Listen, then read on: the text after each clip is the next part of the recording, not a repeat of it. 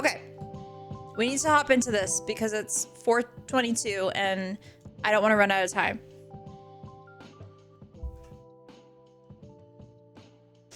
He wants broccoli. Okay. You want it? Let's show chat. Come here. Come here. So, piece of steamed broccoli. There's nothing on it. I don't know why he's so obsessed. He likes his greens. For anybody who's come in a few minutes later, this is The Last of Us episode 3. We're breaking it down. So this is going to be spoiler warning to anybody who doesn't want to know what's been happening in the show or isn't wanting spoilers of the game, because I'm going to be comparing the two. Are we ready? It's a little heartbreaking. This episode was kind of rough. It wasn't as rough as episode 2, but it was a little sad. I cried just a little bit. And it wasn't because it was Sunday and Monday was happening. It was because of this show. So, Last of Us episode 3. For anybody who doesn't know context-wise, Joel died in episode 2. So episode 3 kicks off with literally the aftermath of that, and how Ellie in particular, but not just Ellie, but everyone around Joel responds to his death. But not only Joel's death. In this show versus the game, Joel's death was the only thing that really struck the town in the game. In the show, not only did Joel die, but the entire town got attacked by several swarms of zombies and clickers and bloaters and all the stuff, and many people died. So they were dealing with the aftermath of that. I have some notes here that I literally typed out as I watched the show. I watched the episode, and then there were things that I was like, definitely things that they had changed in terms of the plot, but I also wanted to make sure that I was tracking the difference of the story accurately. So I actually went and I watched the 40 minutes of content that happens in the video game as well, so that I could make sure that I was paying attention to the right stuff. For that reason, I do have my notes here just so that I can like track my thoughts, because I find that if I don't do that, then I ramble a little bit, and I'm already a rambler. So if I'm looking over here, it's because I'm looking at my notes. Slides are going to be shorter. We only have like 9 slides this time, and usually we've had more. It's just because I feel like content wise, like the stuff that we were looking at, it was all kind of like collected in like blocks, which is what I have here. So episode 3, I didn't hate it. They had to make some creative changes because they had made some creative changes in episode 2, and you can see how they tried to do that. I don't necessarily agree with them, but I don't hate them. So, do not grab my broccoli. Come here. I have to make sure my cat doesn't eat my broccoli because I have a psychotic cat. Come here. Come here. You're crazy. Okay. So, they open with a gut-wrenching scene. So Tommy he's not with Joel when Joel dies, like he is in the game. It's Dina, and then Jesse and Ellie obviously are there as well. So the first scene we have right into the episode, Tommy comes into the parlor or whatever it is, and there's bodies on all the tables because they literally just dealt with the attack from this swarm of clickers. And on a table, you see Tommy staring at it, and they don't show Joel. But he lifts the blanket and he sees his brother. And it's like the first time that he can come to the realization that his brother is gone, that the things that he heard are true, and it's a heartbreaking scene. He's washing his brother, like his arm. He's washing Joel's arm and hand to prepare him for the funeral. And he breaks down and he turns to Joel and he says, "Give Sarah my love."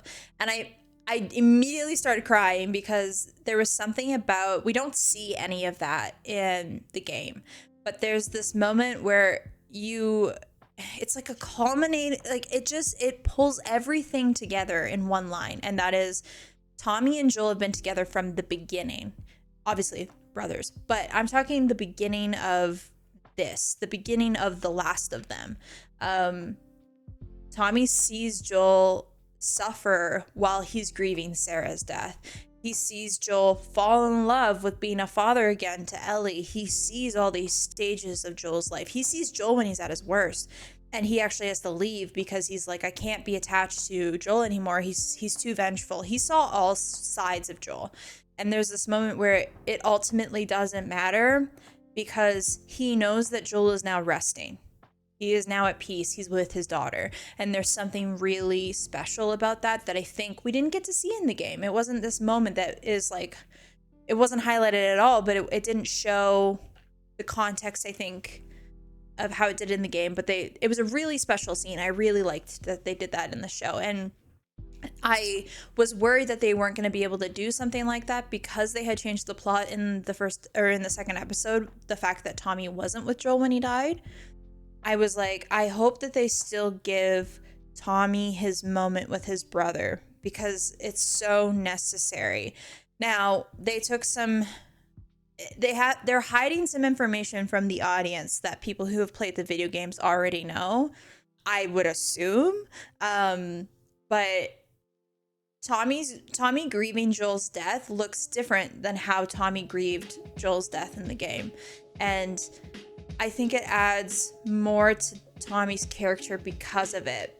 As multifaceted, I think there's a lot about these characters is showing that they have to show the gray of all these characters morally in a matter of 8 episodes. And that's hard to do when we get so much face time with all of these characters.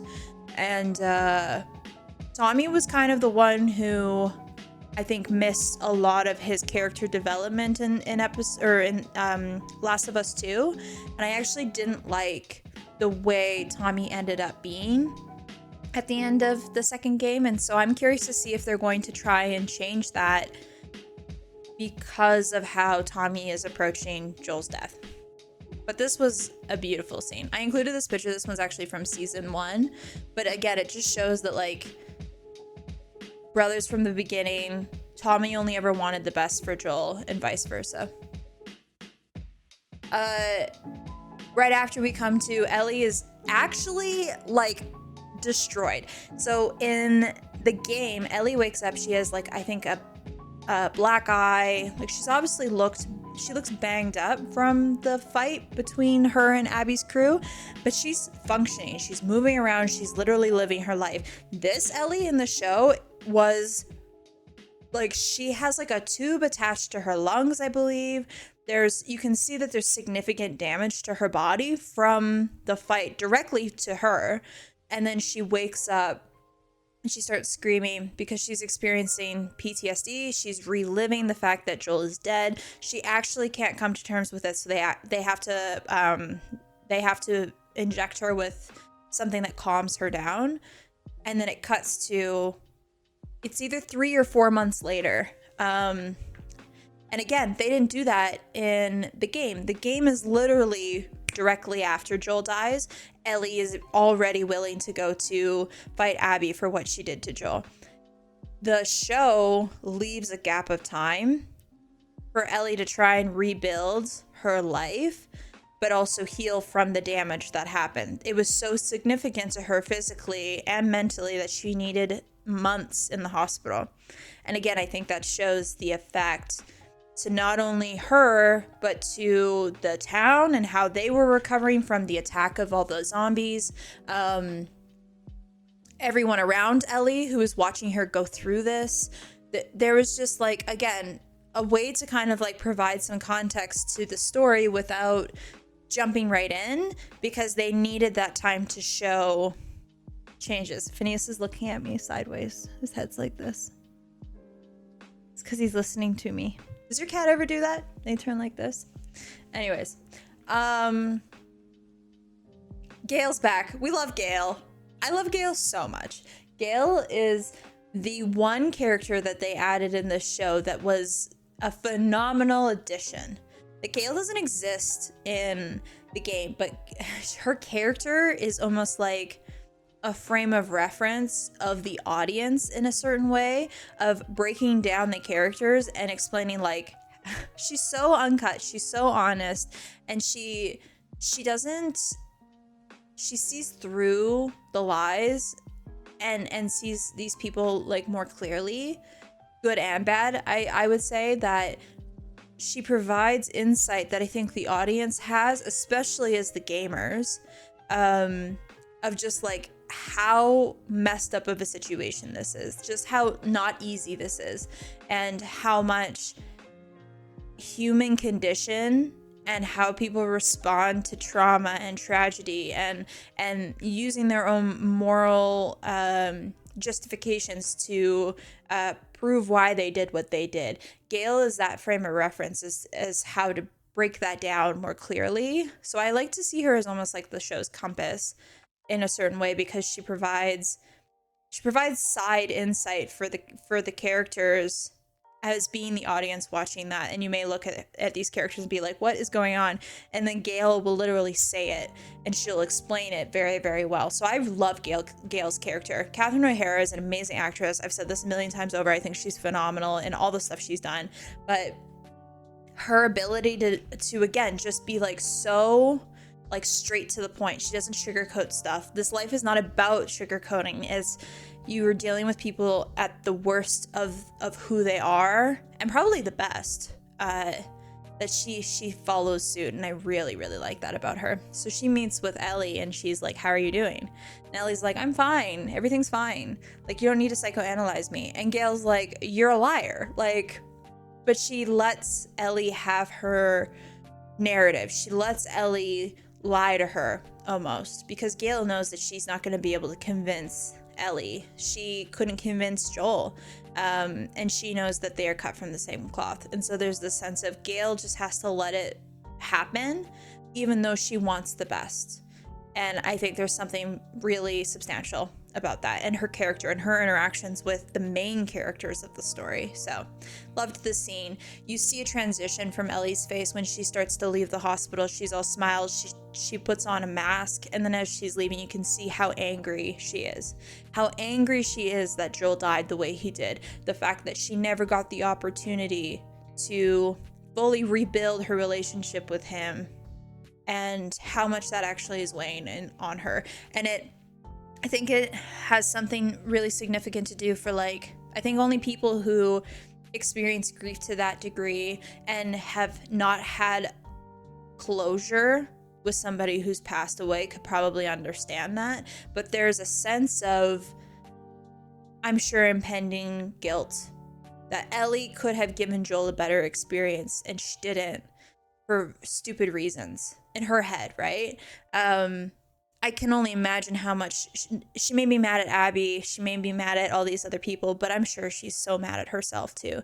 And there's something about seeing that in everything she interacts with, that you start to see that her walls are not coming up and that she's closing herself from the world. And I think it shows a really good direction to her character development that as gamers we got to see in the game, I think, so well. So Bella Ramsey always does amazing. I do want to note that when I'm talking about Ellie, I'm going to use she, her pronouns. I recently read an article that Bella is they, them.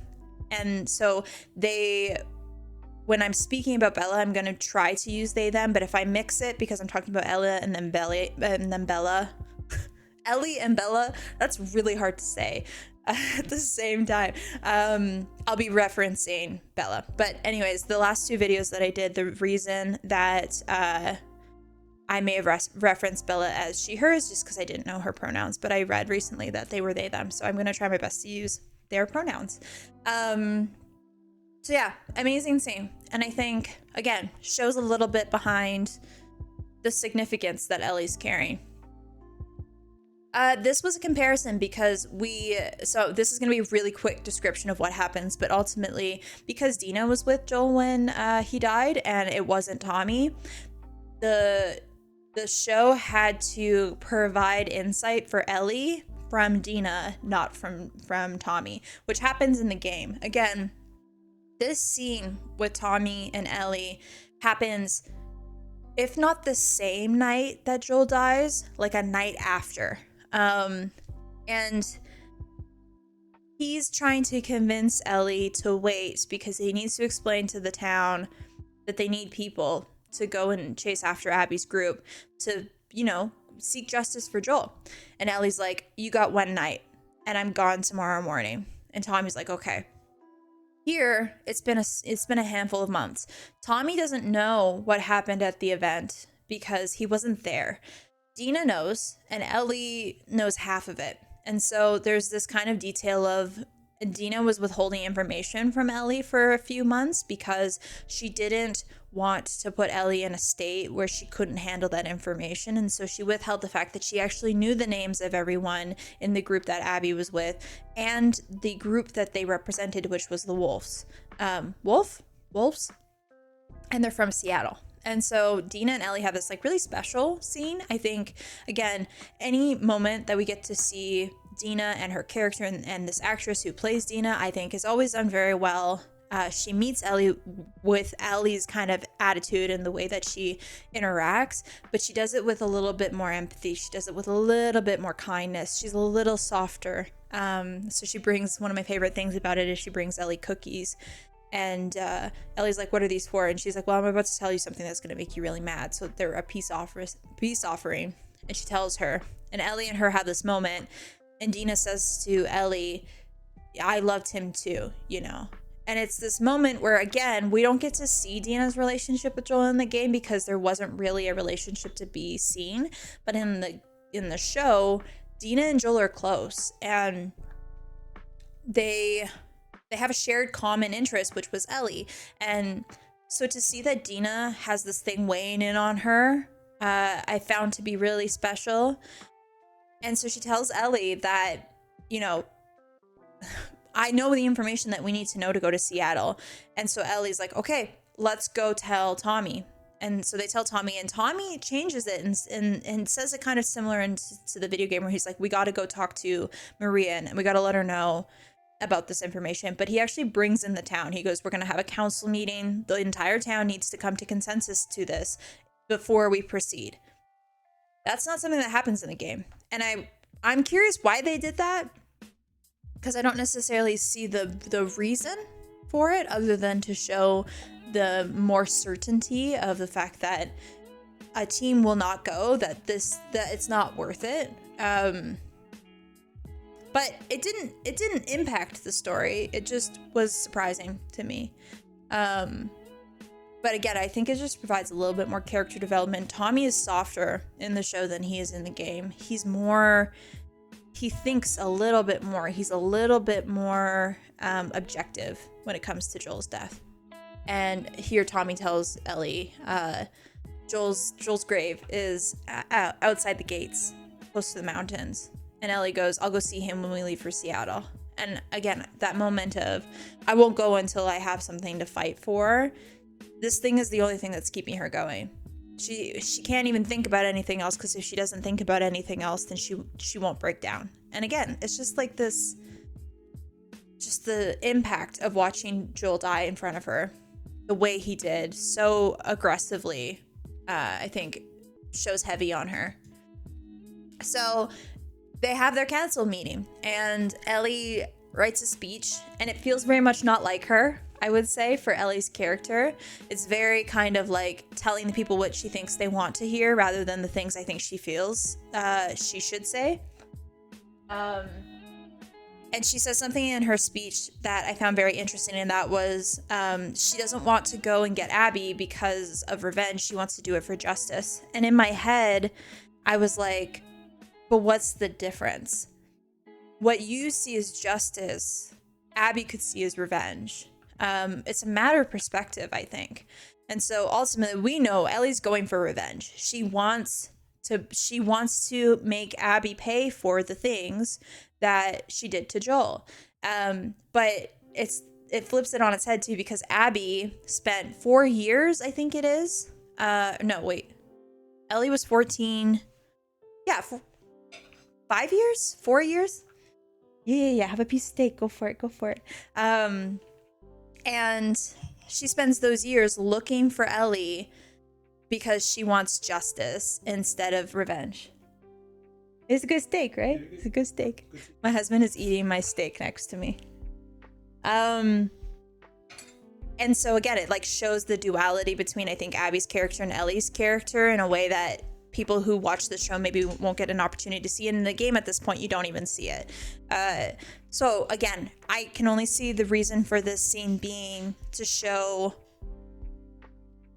the gray, the moral gray that exists in the game. And that is, she's not going after Abby for justice. She's doing it for revenge. She gets most no's when it comes to the council meeting, which I was expecting, and I would have been shocked if they would have sent 16 people, because that was not the case at all. And she like leaves. She's pretty well grounded. She's not upset or anything, but they do add this like really interesting part where the guy, can't remember his name right now, but he's in the bar, and he was the one who called Ellie and Dina like not good words. He stands up and he fights on behalf of Joel. And again, it's this idea of like bringing justice. He says that if they don't do something, Abby's crew's just gonna come back. It's a matter of principle. And they add more context to his character that we don't see at all in the game. We only see him like once or twice in the game. So again, it shows like character development. It shows like people are like multifaceted in this show. So she gets all no's, and you can see it bothers Tommy, but you don't get to see a lot behind Tommy's eyes when it comes to this consensus. There's again this really special scene that I loved because we love Gale here, but Tommy goes to talk to Gale and he's like, I'm really worried about Ellie because I feel like she's just gonna walk down the same path that Joel did. And Gale's like, 100% she is. They are literally cut from the same cloth. It's not a matter of him teaching her these behaviors. It's a matter of it's in their nature. And so she talks about this idea of nurture versus nature, and how nurture can only be 10% of the time, and nature comes in when people are at the worst of themselves, and Ellie is there. And so she basically tells Tommy, like, there's nothing you can do to change this. You just have to let her do what she's going to do because you can't change her mind. And she has this like really interesting insight of like, she's talking to all these people in the town who are grieving, dealing with the death of like, not just Joel, but everybody else that was in the town that was attacked by the clickers. And she's like, for all the amount of stuff that I've heard, I should probably be in therapy, but I'm the only one here. And I thought it was a really cool insight behind the eyes of somebody who provides counsel to other people. You know, psychotherapists, counselors, like all these kind of professions that do that. And Tommy goes like, how do you survive? And she's like, I'm an alcoholic. And it's like, no one is okay. No one is in this world. No one is going to reach a level of perfection, because this world is not made for people to have perfection. It's made for people to, it's literally the last of them. It's the worst of them. And so again, it just shows like the duality of like, you can do so much good in the world, but you can also become the worst of yourself. And it, I think, will bridge a gap for the upcoming episodes for what we know to happen in the game. They briefly introduced the Seraphites, and I was thoroughly impressed. I think that the whistles were so on point. Those whistles like traumatized me when I heard them, because the amount of times you hear those whistles when you're playing the game and you know that you're so screwed. Like, you know, there's several of them, and they whistle to each other to tell each other where you are. And so it's almost like I always found the Seraphites to be harder to fight than the wolves. And so to show them whistling to each other and communicating to each other through the whistles, I found to be like absolutely triggering, but also so cool, because I immediately felt like I was back in the game. For people who were watching the show and hadn't played the game, I just want to like, I put this photo in here because I actually found this to be like really interesting. This is like kind of upsetting to see if you play the game and you know exactly what this is, but for people who don't, it just looks like her dad's giving her a hammer, like a weapon or a tool. this is a tool used to harm people who go against the Seraphites, people who exist in the clan that don't follow the rules. They use that to torture them and to like bring them back into submission. So the fact that he gives his daughter a hammer actually blew my mind. Like, it actually, I was like, I cannot believe that they did that. But for somebody who watches the show, I don't think they would have ever noticed that. I was shocked. They don't last long because they get attacked by wolves, and this entire group, which I didn't include in the PowerPoint, but they actually all end up getting murdered by the wolves. And so it shows the war between the wolves and the Seraphites. But we don't see Lev and we don't see Yara yet. I'm genuinely curious. We saw these two in the trailer, and I thought maybe this guy was going to be the representation of Lev, and I was like, I so hope not. And he isn't. But we haven't seen Yara and we haven't seen Lev yet, so I'm curious when we're going to see them. Because the first time we ever see the Seraphites, like up close, other than when we first get chased by them in the forest from Ellie, you see Yara and I believe you see Lev. So we haven't seen them yet, but we know they're coming. I hope. If this show doesn't include Yara and Lev, I'm going to be very upset. But the Seraphites, they introduced them. This scene, just gut-wrenching. Just like take my heart out of my chest and throw it away, why don't you? Because this was so sad. I thought this was beautiful though. Like, as I was watching this, I was like, this landscape is gorgeous. The colors, the hills, like just the view of where these grave like stones are, I just think is so beautiful. This scene's just so sad. There was another scene which I didn't include in the slide, but Ellie goes into Joel's room and she looks through his stuff. She takes his gun as like a representation that she's going to use Joel's gun to kill Abby. Symbolically, and she holds his jacket and she's crying. You can finally see like behind the pain of exactly what she's going through, just like a peek, and it's really gut-wrenching. There was something about this scene that I found really interesting, because she tells Gail in this episode that she should have spoken to Joel on the porch, and she didn't. And for anybody who has played the games, you know that she does talk to Joel on the porch. We don't see it until later. You think that they haven't spoken to each other the entire time you're playing this game. That's what you think. And I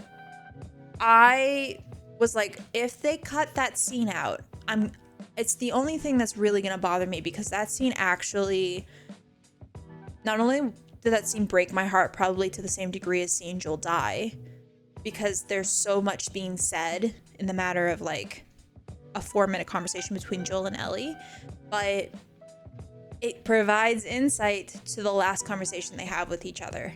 And so I was like, okay, are you telling me that they didn't talk? Because I'm about to be upset. But then in this scene, she takes something and she puts it in front of his grave, and it's coffee beans. And I immediately went, I think they're telling us without telling us, and people who've played the games could see it more clearly than people who haven't, that they did talk, because anybody who's played the games, you know that the last time she talks to Joel, he talks to her about the fact that he was able to find coffee beans and they were so hard to find. He's drinking coffee while they're talking. So I think it's a nod to the fact that they did talk to each other, and we're going to see that scene. So very interesting, small little thing in the scene that I feel like I noticed. Could be completely wrong. I really hope I'm not, because I absolutely adore that scene, and the fact that Pedro Pascal and Bella Ramsey are going to be the ones to act that out, I think I'm going to sob. But just beautiful. And I have to say, I couldn't find any of the shots online to show, but the transition, because from her going to Joel's grave to going to Seattle, they show snapshots of just like the most beautiful landscapes, the most beautiful scenery.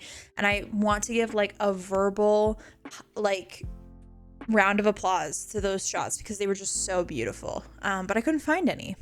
I do have to say, I forgot to mention here too that the difference, I wonder if I can go back.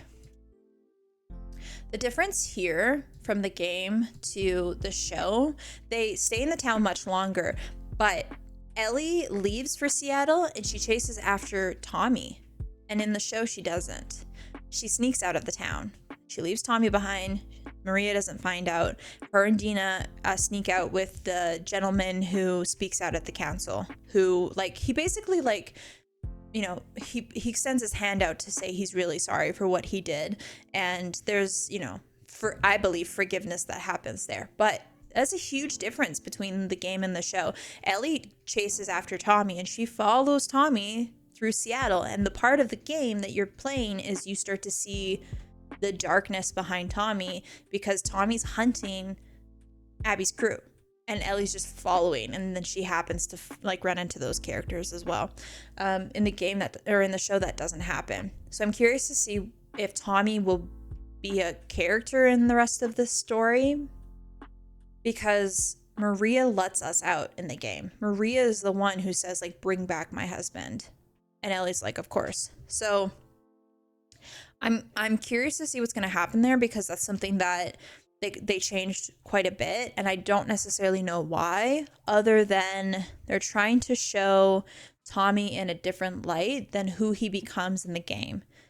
Because Tommy really, again, I feel like it shows, like, you can be the best of yourself or you can be the worst of yourself, and Tommy is a really good reflection point of that in the second game, because we see Tommy as this moral compass in the first game, in the beginning of the second game, and then that all changes when his brother dies.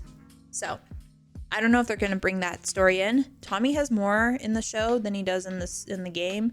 He's just married to Maria in the game, and we don't see that he has much of like a development in the council and all this kind of stuff in the game where he does in the show. He's basically the leader of the town, and then his predecessor is, of course, Jesse. But in the show, he's got a son, he has Maria, he has a whole town leaning on him. It's not just Ellie. So I don't know. I'm curious to see where that's gonna go. Yeah, I'm curious to see where that's gonna go.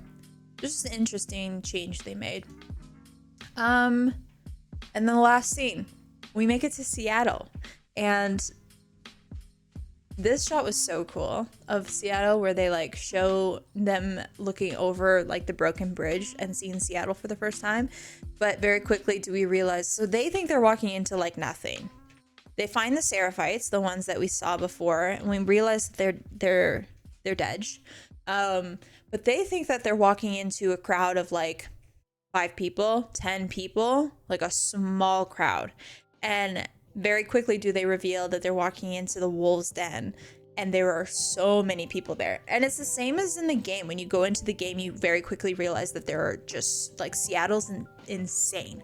Not only are there one group of crazy, like, murderous military men, but there's the Seraphites who are like fighting against the wolves for like territory and land, and you're literally walking into that civil war, basically hunting for Abby. It's actually the craziest thing. Like, for anybody who, we haven't seen it yet, but like any gamers who remember the scene where you're trying to get to the hospital to find Abby, and there's like 50 wolves at the hospital, so trying to be sneaky and not get caught was like the most difficult thing. They haven't introduced any dogs here. I'm curious if they will. I really hope they don't, because that was one thing I did not like in the game, was the fact that you were being attacked and hunted by dogs, because you had to get rid of the dogs, and I was like, I don't want it. Like, can I just give it a bone and tell it to be a good boy and let it go? But that didn't happen in the game, so I hope that they don't introduce any dogs into this show, just for my own mental health. But very quickly they show that like Ellie and Dina are walking into a shitstorm. So that's how the episode ends. I will say, just like an additional little note for our gamers, they had Dina throw up earlier in the show than in the game. So I think episode 4 is going to be truth-telling time. We haven't seen Jesse yet either. I want him to stay at the town. I want Jesse to have just the best life. I don't want to see his face. If they go, that's it, that's all you got to see of Jesse, I would actually be happy about that, because I want him to stay out of Seattle. But I think in terms of how the story's gonna go. We all know that's not gonna happen. So we'll see what happens with episode 4. But I think episode 4, they're gonna run into Manny. Manny was like one of the first people they run into. I want to see the theater. That theater is, I feel like live action wise, is gonna look so cool. We still haven't gotten any like real relationship scenes with Dina and Ellie. They're still trying to figure each other out and explore each other. And if like Dina still claims that she's straight and she only likes men, and so I'm curious to see how that's gonna unfold for their relationship, because Dina went to Seattle for Joel, not just for Ellie. And in the game, she does it strictly for Ellie, because at that point, they had already slept together. They were in a relationship. They were like committed to each other. And so I'm curious to see Dina's connection to Ellie. But I did see in the trailer that there's the scene that they show Ellie's playing the guitar. She finds a guitar somewhere in Seattle, and Dina just listens and watches her. And I saw Dina in the trailer doing that, and I was like, they're gonna show that scene. So I'm ready for some romance. I'm ready for some whining and dining, okay?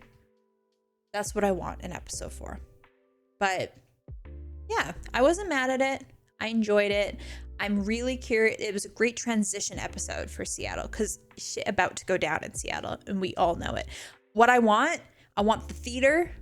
I want the newscasting station where Ellie and Dina go and they find the Seraphites. I want that scene. And I want the scene, because we all know Jesse's going to show up. I don't want Jesse to be there, but if he's going to be there, show me the car scene. Show me the car scene with him and Ellie, because that scene was so cool in the game that I'm sure they're going to show it so well in the show. That was one of my favorite like sequences in the game. That's what I want. And if we can't get Ruthless Tommy, can we get Ruthless Ellie? Because Tommy was ruthless in the game. We were following him and we were like, oh my god, I didn't know. Because Tommy is like ex-military and we didn't really see it until game 2. But I don't know if we're going to see that. So I'm curious to see how the story's going to unfold. I'm hopeful. I didn't dislike it, but I'm curious about the changes they've made to the story. Yeah. That's The Last of Us, gang. Let's just stay afloat for another week until we're just knocked down again. Okay. That's it, gang.